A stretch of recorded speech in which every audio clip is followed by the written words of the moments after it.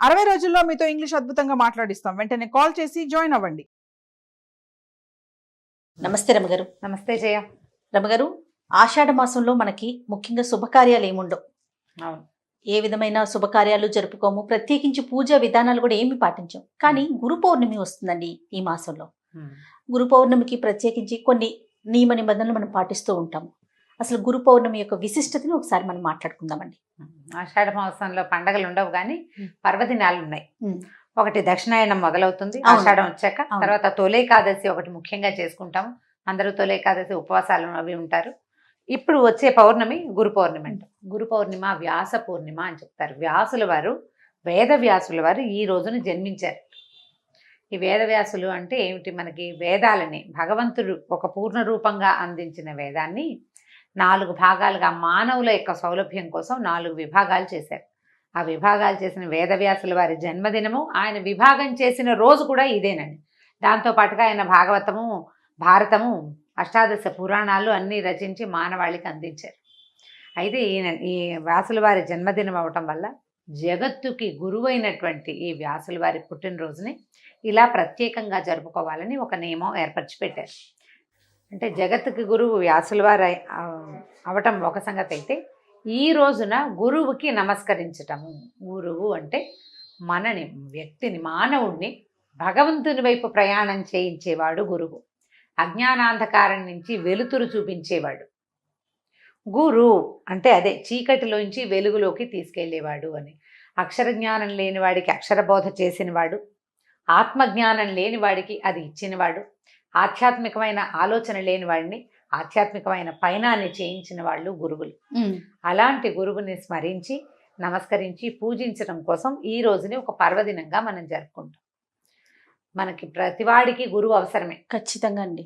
ఏది నేర్చుకోవాలన్నా మనిషి పుట్టగానే ఏం నేర్చుకుంటాడు? వాడంతటి వాడికి వచ్చేది వేల్చీకటం ఒకటి వస్తుంది అంతే. ఎక్కడున్నా సరే ప్రకృతి చాలా చోట్ల గురువుగా ప్రవర్తిస్తుంది. అమ్మ నాన్న కొంతవరకు మనకి గురువులుగా ఉంటారు. తల్లి ప్రథమ గురువు, తండ్రి కొంత మటుకు గురువుగా వస్తారు. ఆ తర్వాత ప్రపంచాన్ని మనకి పరిచయం చేసేవాడు గురువే. ఈ గురువుని బ్రహ్మ విష్ణు మహేశ్వర స్వరూపంగా, త్రిమూర్తులుగా ప్రతీకగా గురువుని పూజించడం భారతీయుల యొక్క సాంప్రదాయం. గురువుని గౌరవించాలి. తాకకూడని, కాలు తగలకూడని విషయాలలో గురువు ప్రధానమైన వాడని చెప్పారు చాణక్యుల వారు. కొన్నిటికి కాలు తగలకూడదు.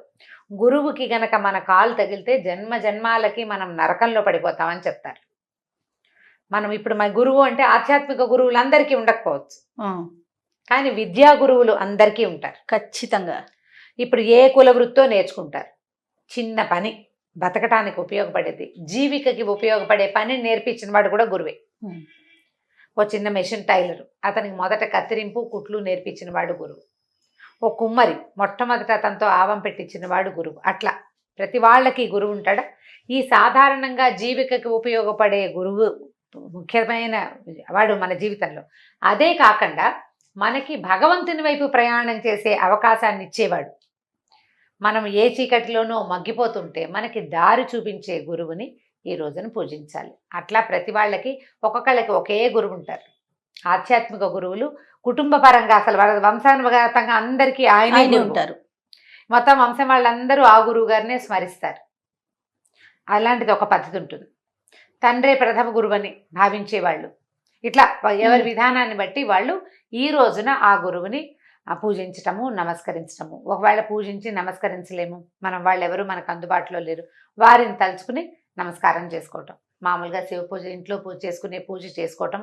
అక్కడి నుంచి మనం ఎవరి వల్ల మన జీవితం బాగుపడిందని భావిస్తామో వాళ్ళని కూడా గురువుగా భావించి ఈ రోజున పూజించాలి. పూజ చేయటం అంటే కూర్చోబెట్టి కాళ్ళు కడిగి, కాళ్ళకి నీళ్ళు ఇచ్చి, మంచినీళ్ళు ఇచ్చి, అర్ఘ్యం, పాద్యం, ఆచమనం, షోడశోపచారాలు చేయకపోయినా కూడా వాళ్ళని గౌరవించడం, జ్ఞాపకం చేసుకోవటం, వారి పేరుతోటి ఎవరికైనా ఏదైనా ఇవ్వటం.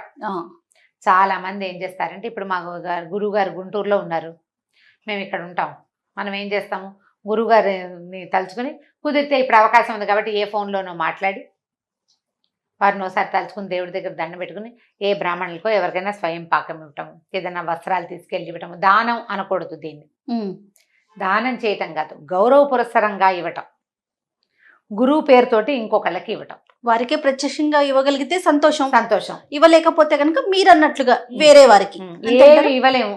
గురుగారికి నమస్కారం చేసుకోవటం, పాద నమస్కారం చేయటం. గురువుకి పాదాలంటి దండం పెట్టడం కంటే అమోఘమైనది ఇంకొకటి లేదు. ఎందుకంటే మనకి ఆ మాతా పితరుల లైన్లో మాతృదేవోభవ పితృదేవోభవ, ఆచార్య దేవోభవ 3వ మహావాక్యం మనది. అవునండి. అమ్మా నాన్నల తర్వాత మనిషి తప్పనిసరిగా గుర్తుపెట్టుకోవాల్సిన వాళ్ళు, గౌరవించదగిన వాళ్ళు గురువే. అది ఏ దశలో ఎవరెవరు గురువులుగా ఉంటారో వారందరినీ జ్ఞాపకం చేసుకోవాలి, అందరినీ గౌరవించాలి. మనకి ఒక విషయం నేర్పించిన వాళ్ళని ఏదైనా తేడా పాడా వచ్చినా వారిని తుస్కరించి మాట్లాడకూడదు. నేర్పించారు కానీ వాళ్ళు సరైన వాళ్ళు కాదు లాంటివి మాట్లాడకూడదు. గురు నింద అస్సలు చేయకూడదు. రౌరవాది నరకాల్లో పడతారు గురు నింద చేసిన వాళ్ళు. మాతృనింద పితృనింద చేసిన వాడికి ఎలాంటి పాపమో గురు నింద చేసిన వాడికి కూడా అలాంటిదే పాపం. చదువుకున్న విద్య అక్కడికి రాదు. ఎవరి దగ్గరైనా అబద్ధం చెప్పచ్చు కానీ గురువు గారి దగ్గర అబద్ధం చెప్పకూడదు. అబద్ధం చెప్పకూడదు. గురువు యొక్క విద్యని తస్కరించకూడదు. చాలా జాగ్రత్తగా ఉండాలి గురువుతోటి. నువ్వు అలా ఉంటే ఇవాళ నీకు మామూలుగా భోజనానికి సరిపడా విద్య వచ్చింది ఈ జన్మలో. మరుసటి జన్మలో అయినా ఆధ్యాత్మిక విద్య, భగవంతుని చేరే మార్గాన్ని చూపించే గురువు దొరుకుతాడు మనకి. అవకాశం లభిస్తుంది. మనం ఇప్పుడున్న మనకి ఉన్న ప్రస్తుతపు గురువు మీద మనం ఎంత గౌరవాభిమానాలు చూపిస్తామో, నువ్వేం గౌరవించలేవు, దండం పెట్టలేవు, వారికి ఏమి ఇవ్వలేవు, ఏం పర్వాలా. అగౌరవపరచబోక. నీ గురువునే కాదు, ఏ గురువుని అగౌరవపరచద్దు. టీచర్లని చిన్న చూపుగా మాట్లాడకూడదు. వీటి పిల్లల టీచర్లని కూడా అగౌరవంగా మాట్లాడకూడదు. మనం మాట్లాడితే పిల్లలు కూడా అదే నేర్చుకుంటారు కదా, నేర్చుకుంటారు. అది చేయకూడదు. అది చేయకపోతే మనం భగవంతుని చేరే మార్గానికి అవసరమైనటువంటి ఆత్మవిద్య, అధ్యాత్మ విద్య మనకి లభిస్తుంది ఒక గురుముఖతః.